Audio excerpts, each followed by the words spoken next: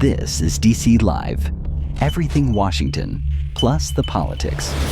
On DCLive.news, Secretary Robert F. Kennedy Jr. delivers welcoming remarks to the staff at HHS U.S. Department of Health and Human Services, HHS, and outlines the next steps forward to improve the health of all Americans. Hello, everybody. Thank you for that introduction, and thank you for minding the agency during my confirmation process. I'm very, very happy to be here today. I'm proud that President Trump has appointed me to the position of trust to carry out his agenda to make America healthy again. This is the mission that President Trump and I hold in common, and that has inspired a tectonic outpouring of enthusiasm and support from the American people. It's not difficult to understand why.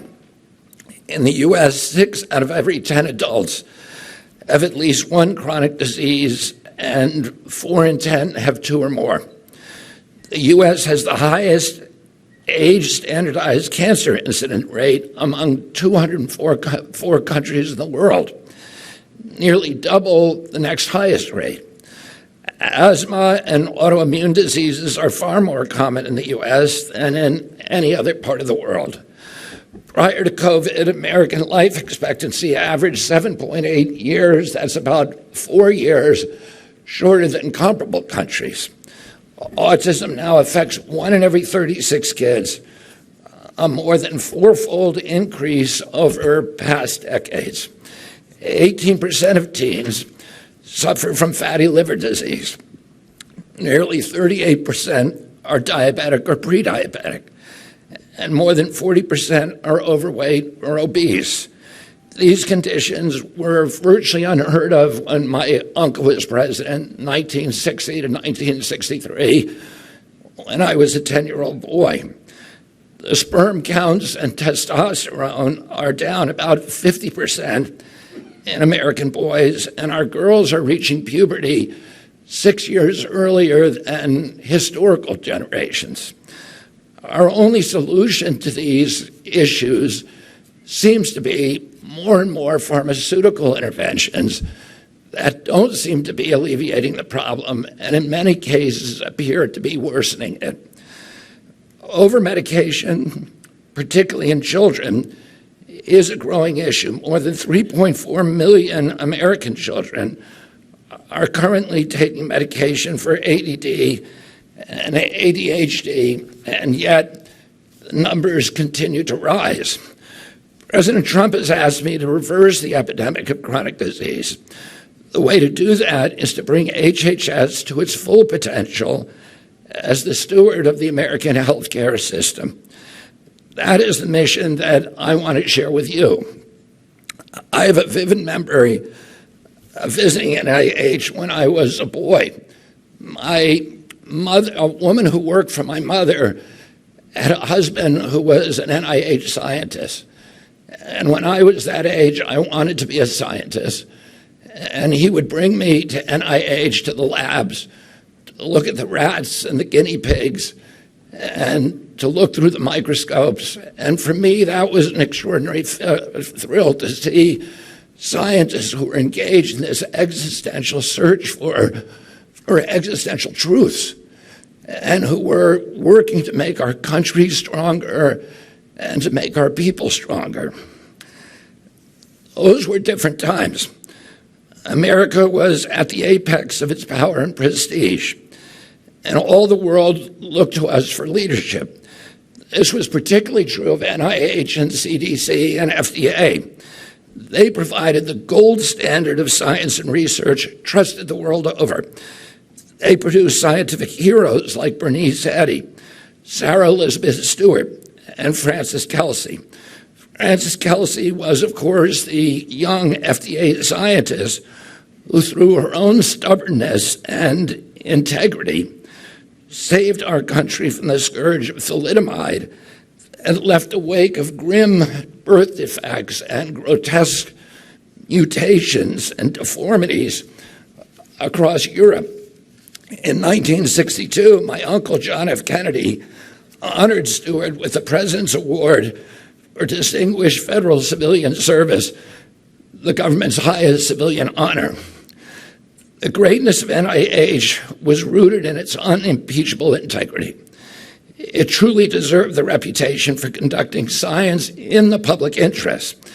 Countries that didn't have their own research institution, for example, the new countries of post-colonial Africa, trusted American science so much, and many of them wrote into their own laws, if the FDA approved it, then it's approved in our country as well.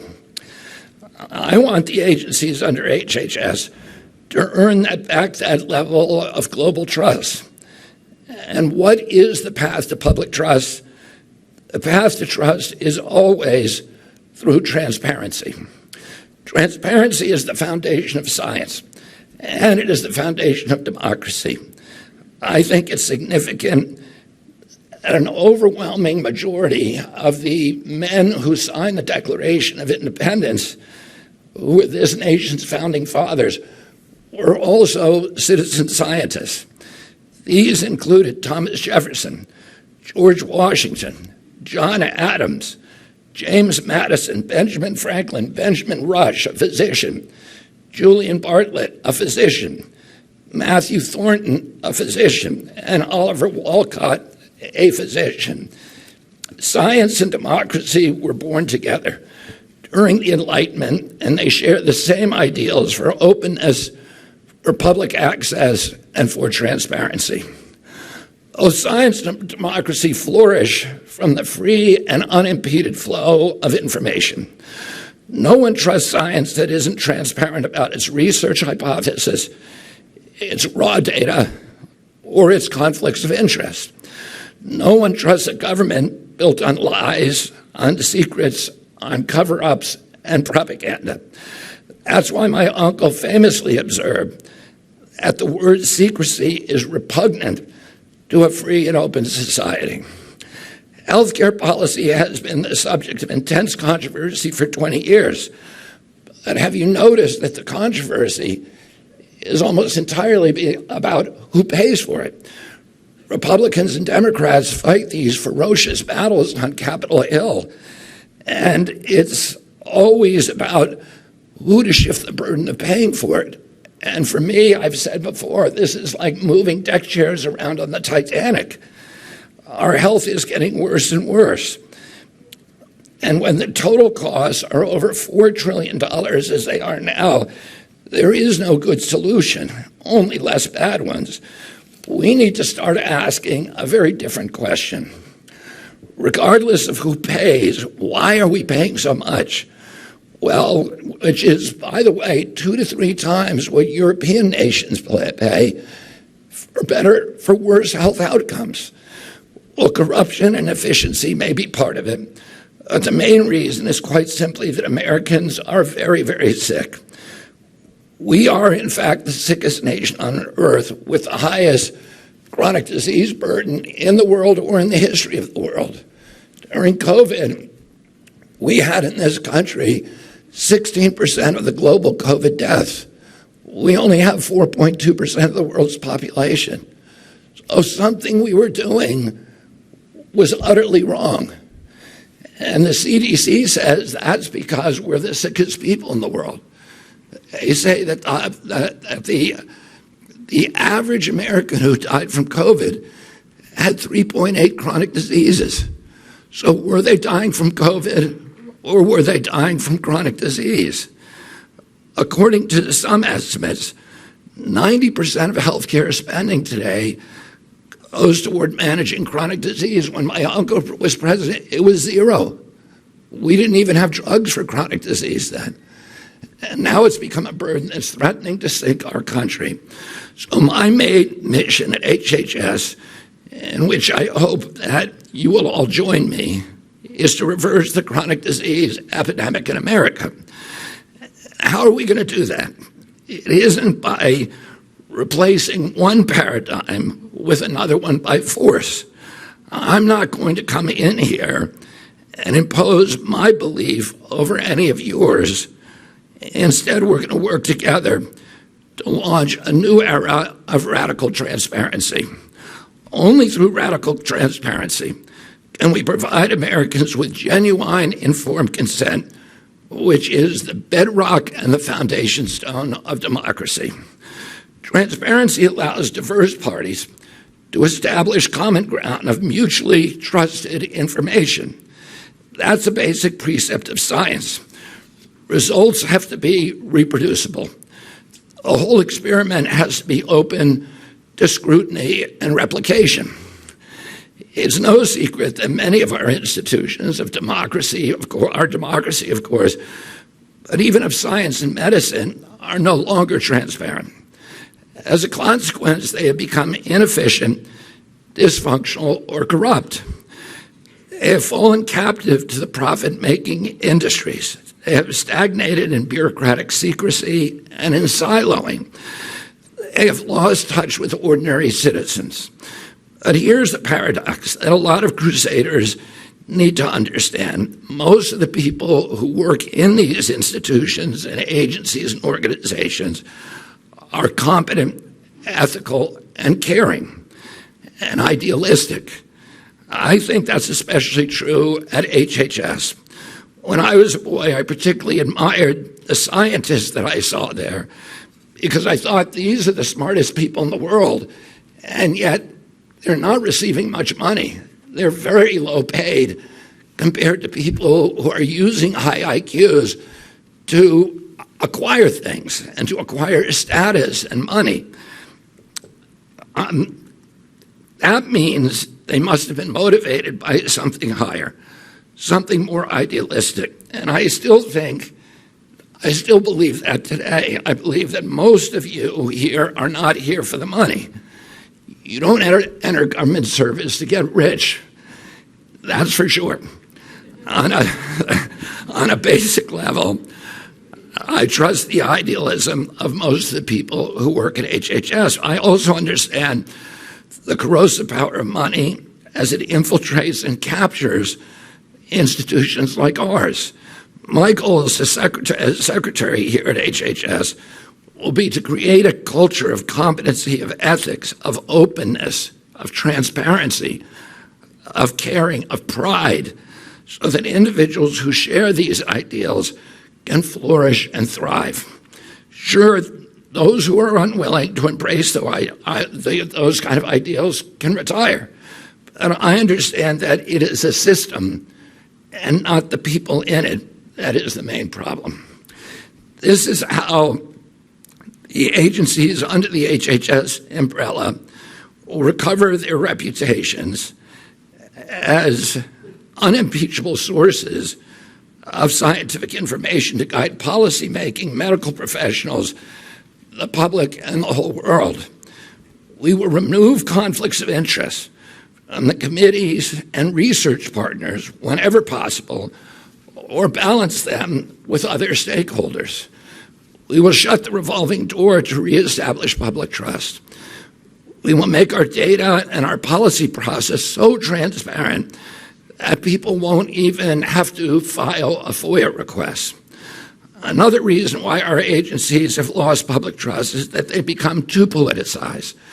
Well, our health should not be a political issue. As I said to President Trump the other day, there's no such thing as Democratic children or Republican children. These are all of our children, and all of us want to keep them healthy. It should be an issue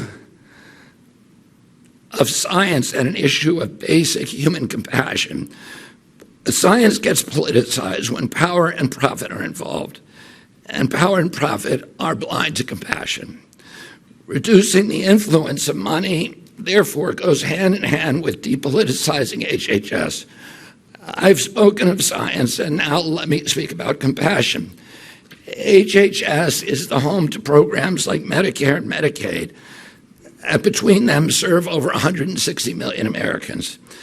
The same DOGE technology that has uncovered vast amounts of waste and fraud can be used to better serve our fellow citizens who depend on these programs to make sure that no one is left behind and no one is left out. We will aim to set a standard of courtesy, efficiency, professionalism, and integrity that will make HHS again the envy of the world. Let me say one more thing about politicization, and this is personal. As you know, I've come through a very highly polarized confirmation process. The fog of narrative warfare has made it hard to get a sense of who I am and what I believe and what I represent. A lot of times when I read these articles characterizing me, I think to myself, I wouldn't want to work for that guy either. So, since we all are here together, I have a request to make from you, my new colleagues. Let's start a relationship by letting go of any preconceptions that you may have about me, and let's start from square one. Let's establish a mutual intention to work toward what we all care about, the health of the American people. In return, I want to make a promise to all of you. It's also about preconceptions. I'll start by acknowledging that throughout my career, I've asked a lot of difficult questions, and I've come to a lot of unpopular conclusions. I'm going to keep asking those kind of questions. What I promise to you now is to hold my preconceived answers lightly. I promise to be willing to be wrong. I promise to listen to all the stakeholders, all the parties to the conversation, including the ones, especially the ones with whom I've disagreed in the past. I promise to keep an open mind toward every possibility and every contingency. I hope you will all join me in this commitment, because the health of our people is a lot more important than being right or being vindicated. We can start right now. Last Thursday, President Trump signed an executive order to establish the MAHA Commission to study what has caused the precipitous decline in American health over the past 2 generations. So we will convene representatives of all viewpoints to study the causes for the drastic rise in chronic disease. Some of the possible factors we will investigate were formerly taboo or insufficiently scrutinized. The childhood vaccine schedule, electromagnetic radiation, glyphosate, other pesticides, ultra-processed foods, artificial food additives, SSRI and other psychiatric drugs, PFAs, PFOAs, microplastics. Nothing is going to be off limits. Whatever belief or suspicion I have expressed in the past, I'm willing to subject them all to the scrutiny of unbiased science. That is going to be our template, unbiased science. That's something that will make us all proud of this agency and of our role in restoring American health. Let's commission research that will satisfy all the stakeholders once and for all. Let's use protocols that we all agree on in advance and not alter the outcomes of studies when they're halfway through and that they look inconvenient. Let's all depoliticize these issues and reestablish a common ground for action and renew the search for existential truth with no political impediments and no preconceptions. Finally, I want to ask you to think about an even larger challenge to this agency. If we're really going to end the chronic disease epidemic, we need to recognize the connection between the physical decrepitude that now beleaguers our citizenry and the pervasive spiritual malaise that has left so many young people feeling alienated, dispossessed, disconnected, purposeless, and hopeless. Spiritual and physical maladies thrive on one another. They feed on one another. Our overall wellness must begin with a spiritual question. How do we relate to ourselves, to each other, to our communities, and to the planet? Vested interests in malignant political actors profit and flourish when we are atomized and fragmented, and uncertain when we can be easily propagandized, when we live in fear and helplessness and victimization. These forces prefer to have us in terror and anxiety, which disable our capacity for critical thinking and make us more compliant and more credulous. They want us hiding from ourselves to avoid our own shadows and dulling our pain and loneliness through sedation and distraction. Yet inside of us, we know that love and self-knowledge are the only true paths to good health. Here at HHS, we need to take on the task of guiding our country and the world to question, towards skepticism, towards engagement, to discover our own paths to living our fullest lives, unleashing the potential in every one of us to make good personal choices that allow us to nourish, to heal, and to develop ourselves. Only this path will make us effective citizens in a democracy. This is decidedly the American identity that we want for our children and their children. Through our own example of dedication and integrity, we can inspire our country on the mission toward well-being and toward achieving our historic mission as an exemplary nation. The goals that I have for HHS, the goals of transparency, of informed choice, of integrity, of efficiency, are possible only with your help. This task before us is historic, to reverse a trend of worsening health that goes back 60 years. And I know that we can do it. I know a higher standard of health is possible. I know that because I remember a time that our country was the healthiest and most robust country on earth. With your help and commitment, we can go back to that time. We can have that again. Now let's get to work, and thank you all very much.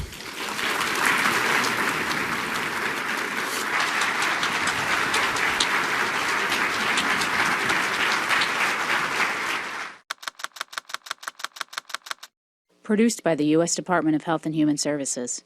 This is DC Live on Game Over News at dclive.news.